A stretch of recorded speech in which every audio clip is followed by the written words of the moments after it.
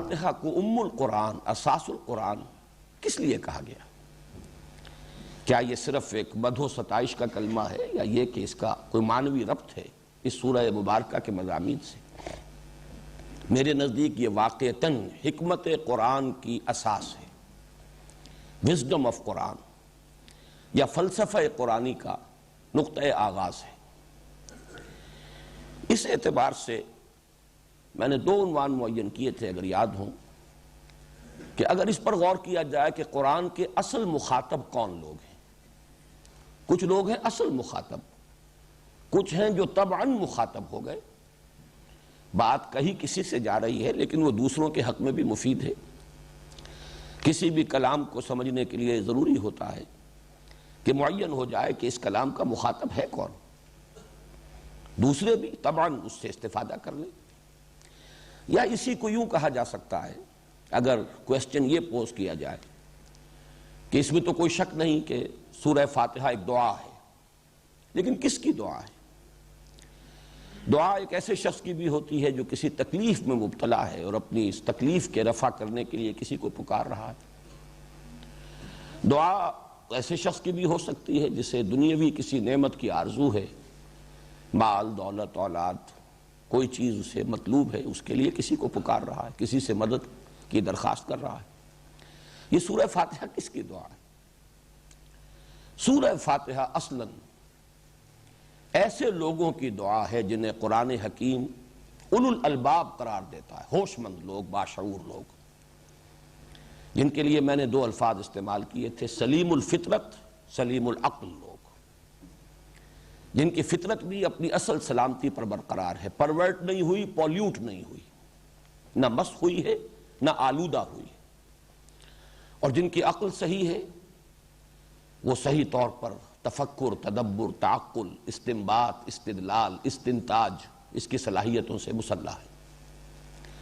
یہ لوگ ہیں اصل میں کہ جو ہدایت، اب ہدایت کے لفظ کو میں یہاں بہت جامع معنی میں استعمال کر رہا ہوں، ہدایت کے ضمن میں ہاف وے آ چکے ہوتے ہیں از خود، اپنے غور و فکر، آزادانہ سوچ و بچار، وہی دو باتیں، فطرت سے صحیحہ کی روشنی میں عقل سلیم کا فعل، تعقل اور تفکر، اس کے نتیجے میں حکمت نظری یا ہدایت نظری تک تو ان کی رسائی ہو جاتی ہے۔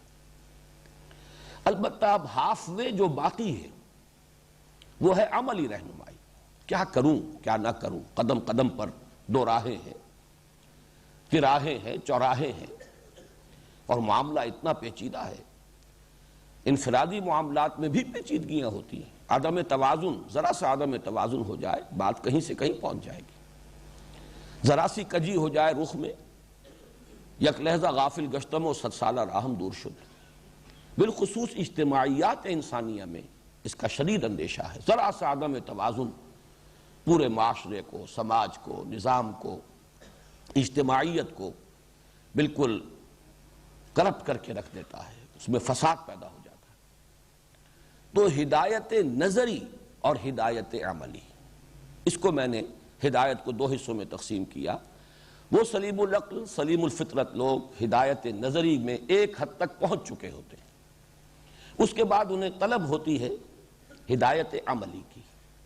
یہی وجہ ہے کہ سورہ فاتحہ کا نصف آخر جو ہے اس میں صراط المستقیم، اہدنا الصراط المستقیم، اے اللہ ہمیں سیدھا راستہ دکھا، سیدھے راستے کی ہدایت بخش، یا سیدھے راستے پر چلا۔ یہاں راستے کا لفظ اسی لیے استعمال کیا گیا، اس پر چلا جاتا ہے۔ بہرحال اس کے ضمن میں آج میں پھر چند باتیں دہرا رہا ہوں۔ انسان اگر وہ دو شرطیں پوری ہو رہی ہوں، سلامتی طبع، سلامتی فطرت اور سلامتی عقل، تو انسان پر سب سے پہلی حقیقت جو منکشف ہوتی ہے، اس کے 3 حصے ہیں، وہ حصے میں بعد میں بیان کروں گا، لیکن سب سے پہلی حقیقت یہ منکشف ہوتی ہے کہ جو کچھ نظر آ رہا ہے، ہم اپنے حواس ظاہری سے جس شے کا ادراک کر رہے ہیں، حقیقت بس یہی کچھ نہیں ہے، بلکہ اصل حقیقت اس کے پردے میں مستور ہے۔ اصل حقیقت ہمارے حواس ظاہری کی رسائی سے ماورا ہے، پرے، یہ میں نے عرض کیا تھا غالباً کنفیوشس کا ایک جملہ بہت ہی عظیم ہے اس اعتبار سے کہ اس حقیقت کی بڑی عمدہ تعبیر کرتا ہے. یہ گویا کہ حکمت کا نقطۂ آغاز ہے. There is nothing more real than what cannot be seen, and there is nothing more certain than what cannot be heard. وہ حقیقتیں جو ان آنکھوں سے دیکھی نہیں جا سکتی اور اسی طریقے سے ان کانوں سے نہیں سنی جا سکتی، ان سے زیادہ حقیقی اور یقینی اور واقعی اور حتمی حقیقت اور کوئی نہیں. یہی وہ بات ہے جس کو قرآن سورہ بقرہ کے آغاز میں کہتا ہے الذین یؤمنون بالغیب، جنہیں اس حقیقت کا ادراک ہو جاتا ہے. اس کے 3 پہلو ہیں، میں بعد میں عرض کروں گا، لیکن مجھے آج خیال آیا تھا کہ یہ جو لوگ ہیں یہ انسانیت کا یوں سمجھیے کہ لب لباب یا گل سرسبد انسانیت کا اصل حاصل ہیں. آج سے 17 سال قبل کی جو میری تحریر ہے اسلام کی نشرت ثانیہ کرنے کا اصل کام، جس میں نے قرآن اکیڈمی کا تصور پیش کیا تھا اور اس کے سامنے کرنے کا اصل کام کیا ہے، اس عنوان سے جو چیز لکھی تھی میں اس کے چند جملے آپ کو سنا رہا ہوں. پیش نظر علمی تحریک کے لیے سب سے پہلے ایسے ذہین اور باصلاحیت نوجوانوں کو تلاش کرنا ہوگا جن میں علم کی ایک شدید پیاس فطری طور پر موجود ہو، جن کے قلوب مضطرب اور روحیں بے چین ہوں، جن کو خود اپنے اندر یہ احساس موجود نظر آئے کہ اصل حقیقت حواس کی سرحدوں سے بہت پرے واقع ہے، اور جن میں حقیقت کی تلاش اور دریافت کا داعیہ اتنا شدید ہو جائے کہ وہ اس کے لیے زندگیاں وقف کرنے کو تیار ہوں اور آرام و آسائش کے حصول اور خوشنما مستقبل کیریئرز کی تعمیر سے یکسر بے نیاز ہو جائیں.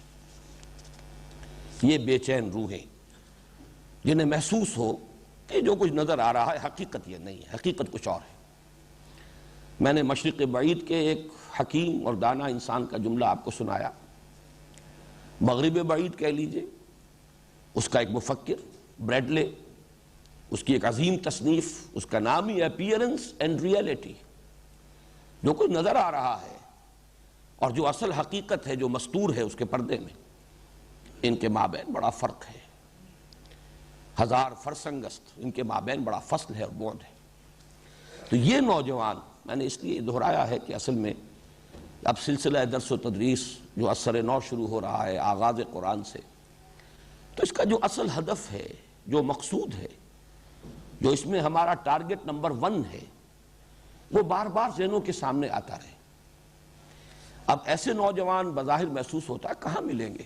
چنانچہ یہ بات بھی میں اب آپ کو سنا رہا ہوں چند صفحات کے بعد. میں نے اس پر بھی گفتگو کی ہے.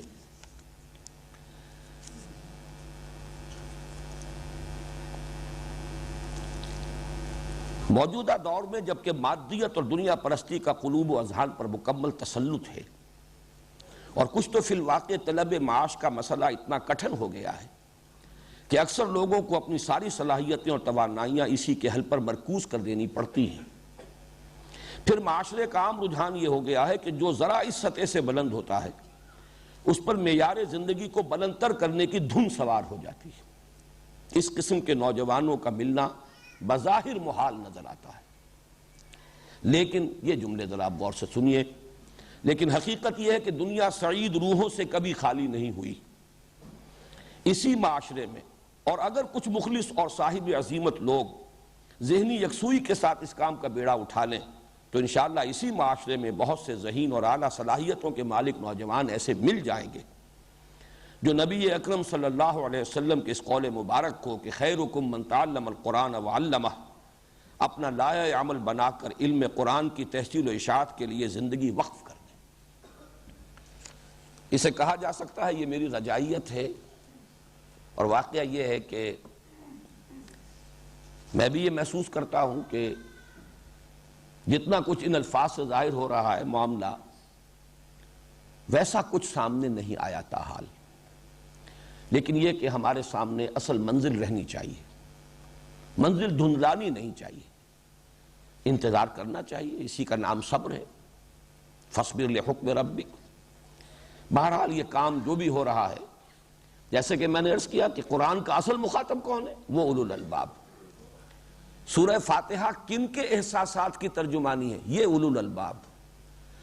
جو سلیم الفطرت سلیم العقل ہو، ہدایت کے راستے پر ہاف وے آ چکے ہوں اور بقیہ ہاف کی انہیں ضرورت ہے، وہ ہے در حقیقت کہ جن کے احساسات، جن کے دعا کی ترجمانی اللہ تعالیٰ نے سورہ فاتحہ میں کی ہے۔ اب ذرا 3 چیزیں نوٹ کر لیجئے۔ میں نے جو ایک بات کہی کہ حکمت کا نقطہ آغاز یہ ہے کہ انسان یہ محسوس کرے کہ اصل حقیقت حواس کی سرحدوں سے بہت دور ہے، ماوراء ہے۔ اب اس کو 3 حصوں میں تقسیم کر رہا ہوں۔ سب سے پہلے یہ کہ انسان محسوس کرے کہ جو بھی حسن اور جمال اور کمال کے جو بھی مظہر ہمیں دنیا میں نظر آ رہے ہیں ہر اعتبار سے، یہ سب اصل میں مظہر ہیں کسی اور حسن ازلی کا۔ کوئی اور ہے حسین اور جمیل ہستی، فَلَهُ الْأَسْمَاءُ الْحُسْنَى، جس کی شان یہ ہے کہ تمام کمالات اس کی ذات میں جمع ہے، حسن کا مرقع کامل۔ باقی جو کچھ حسن ہمیں نظر آ رہا ہے، وہ پھولوں کا حسن ہو، وہ قوس و قزح کا حسن ہو، وہ جو بھی حسن ہے، وہ در حقیقت یہ اپیرنس ہے، یہ مظہر ہے ایک حسن قدیم اور حسن ازلی کا۔ دوسرا حصہ، میری جو ضروریات بھی پوری ہو رہی ہیں، بڑے لمبے چوڑے سلسلے ہیں، سورج کی تمازت کو بھی دخل ہے، ہواؤں کے چلنے کو بھی اس میں دخل ہے، پانی اس کی ایک بہت بڑی سورس ہے، یہ تمام مظاہر یہ بھی در حقیقت کسی کی ربوبیت کے مظہر ہیں۔ کوئی اور ہے اصل رب، کوئی اور ہستی ہے جس کی ربوبیت کے یہ مظہر ہے۔ اور نمبر 3، یہ ذرا اور سب سے اہم بات ہے جو میں عرض کر رہا ہوں، جو رحم اور رحمت کے مظاہر دنیا میں نظر آتے ہیں، انسان کو ادراک ہوتا ہے، ماں کی ممتا ہے، باپ کی شفقت ہے، بھائی بہنوں کی آپس کی اخوت ہے، محبت ہے، جو بھی، یا جذبہ رحم ہے، کسی کو تکلیف میں دیکھ کر انسان کے اندر سے ایک جذبہ ابھرتا ہے، یہ تمام بھی در حقیقت کسی کی رحمت کے مظہر ہیں۔ کوئی اور ہے رحمت کامل۔ میں یہاں ایک حدیث کی طرف اشارہ کر رہا ہوں، جیسے پہلی بات کے لیے میں نے قرآن حکیم کے الفاظ مستعار لیے، فَلَهُ الْأَسْمَاءُ الْحُسْنَى، اسے جو چاہو کہہ کر پکار لو، اَيَّمَّا تَدْعُو قُلِ ادْعُوا اللَّهَ أَوِ ادْعُوا الرَّحْمَٰنَ أَيَّمَّا تَدْعُو فَلَهُ الْأَسْمَاءُ الْحُسْنَى۔ کل حسن کا منبع اور سرچشمہ ایک ذات ہے، جو چاہو کہہ کے پکار لو۔ Call the rose by any name, it will smell as sweet۔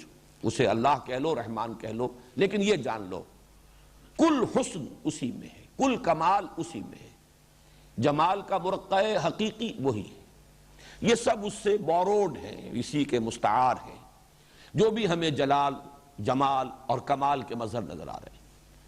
اسی طرح ربوبیت، جدھر جدھر سے پرورش کا سامان آ رہا ہے، جہاں جہاں سے ضروریات پوری ہو رہی ہیں، یہ سب بھی ایک رب ہے جس کی ربوبیت کے یہ سلسلے ہیں جو پھیلے ہوئے ہیں، اس لیے کہ پورا یہ سلسلہ اسباب ایک مسبب کے قبضہ قدرت میں۔